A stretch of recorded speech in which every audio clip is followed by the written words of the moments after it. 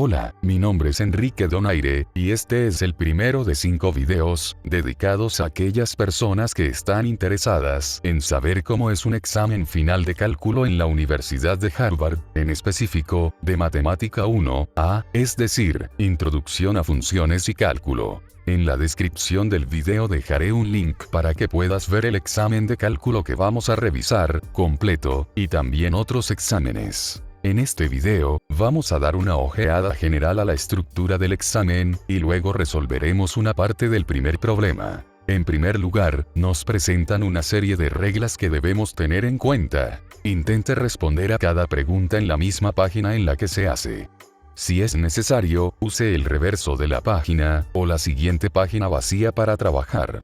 Si necesita papel adicional, escriba su nombre en él. No separe las páginas de este paquete de examen. Se puede suponer que todas las funciones f son suaves, a menos que se especifique lo contrario. Por favor, escriba cuidadosamente. Las respuestas que son ilegibles para el calificador no recibirán puntaje, exceptuando los problemas de opción múltiple, proporción y cálculos. No se permiten notas, libros, calculadoras, computadoras, u otras ayudas electrónicas. Tiene 180 minutos para completar el examen. Después, veremos un cuadro de 3 columnas. En este cuadro nos presentan el puntaje máximo que podemos obtener en cada uno de los 13 problemas del examen, y el puntaje máximo total, el cual es 140 puntos. En el primer problema tenemos que determinar la verdad o falsedad de 20 proposiciones, el puntaje máximo que podemos obtener es 20 puntos.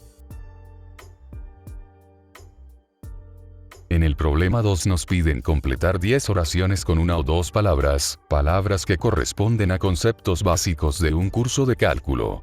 Por cada oración completada de manera correcta puedes obtener un punto. Aquí, en total puedes obtener 10 puntos. El problema 3 está dividido en 3 partes. Una parte A, en la cual nos presentan un cuadro de 5 columnas, en las 2 primeras columnas hay funciones f y funciones g, y en las siguientes columnas, debemos marcar dependiendo de si hay una relación de igualdad entre la función f y la derivada de la función g, o si hay una relación de igualdad entre la función g y la derivada de la función f, o si ninguna de estas relaciones se cumple. Una parte B, en la que nos dan 8 gráficas. Las primeras 4, en rojo, son gráficas que corresponden a funciones, cuyas antiderivadas están representadas por las 4 gráficas, en azul, debajo de las anteriores. Nos piden relacionar gráficas. Y una parte C, en la que nos piden hallar límites de funciones. En este problema puedes obtener un puntaje máximo de 10. Los problemas del 4 al 13 son problemas de derivación e integración. En estos problemas es necesario que proporcionemos los cálculos que hemos realizado para llegar a las respuestas. Cada uno de estos problemas vale 10 puntos. Ahora, vamos a ver algunas de las proposiciones del primer problema, en específico, las 3 primeras. En la primera proposición nos dicen: la integral definida de la función seno al cuadrado de 5x, de 0 a 2pi, es igual a 0. Para tener una idea de lo que se pide, veamos qué pasa con la integral definida de x, de menos 1 a más 1. Podemos ver que de menos 1 a 0, entre la gráfica de la función y el eje de abscisas, se genera un área negativa igual a menos 1/2, y que entre 0 y 1, entre la gráfica de la función y el eje de abscisas, se genera un área positiva igual a más 1/2. De tal forma que al sumar las áreas tenemos, al final, 0.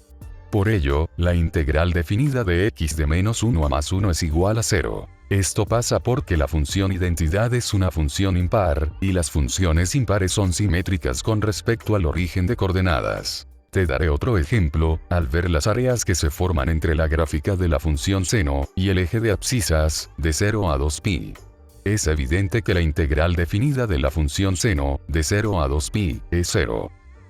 Sin embargo, en la proposición 1, tenemos un integrando que está elevado al cuadrado, es decir, que siempre es mayor o igual a 0. Por todo lo anterior dicho, tenemos que intuir que la integral definida de seno al cuadrado de 5x, de 0 a 2pi, es un número mayor a 0.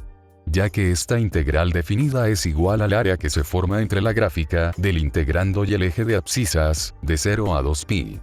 Que como puedes ver, es un área positiva. Por tanto, la proposición 1 es falsa.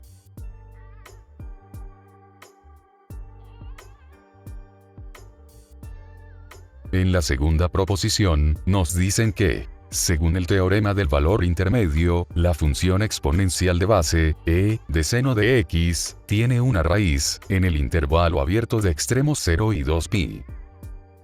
El teorema del valor intermedio nos dice que si una función es continua en el intervalo cerrado de extremos a y b, y si f de a es diferente a f de b, entonces, para cada valor k entre f de a y f de b, existe un número c entre a y b, tal que f de c es igual a k. Es decir, para que por el teorema del valor intermedio se cumpla la proposición número 2.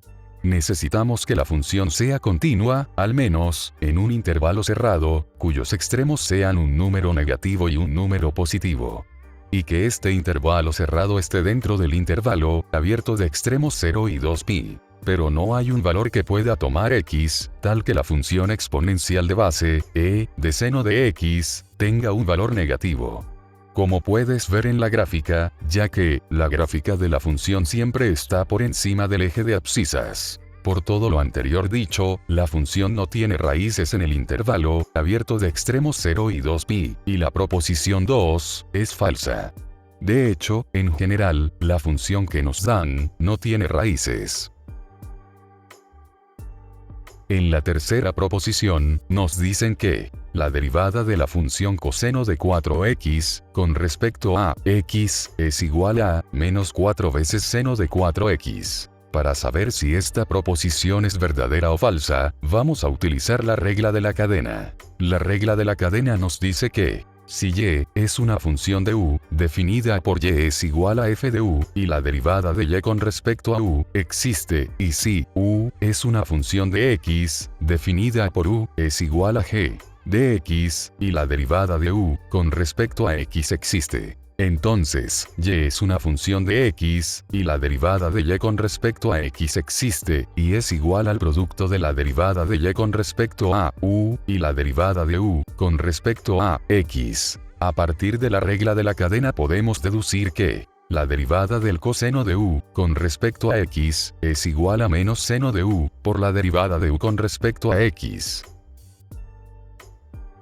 En nuestro caso u, será igual a 4x. Y, por tanto, la derivada del coseno de 4x, con respecto a x, es igual a menos seno de 4x, por la derivada de 4x, con respecto a x. La derivada de 4x, con respecto a x, es 4. Entonces, podemos decir que la tercera proposición es verdadera, ya que hemos hallado que la derivada de la función coseno de 4x, con respecto a x, es igual a menos 4 veces el seno de 4x. Si has podido resolver estas tres proposiciones, te felicito, tienes 3 puntos.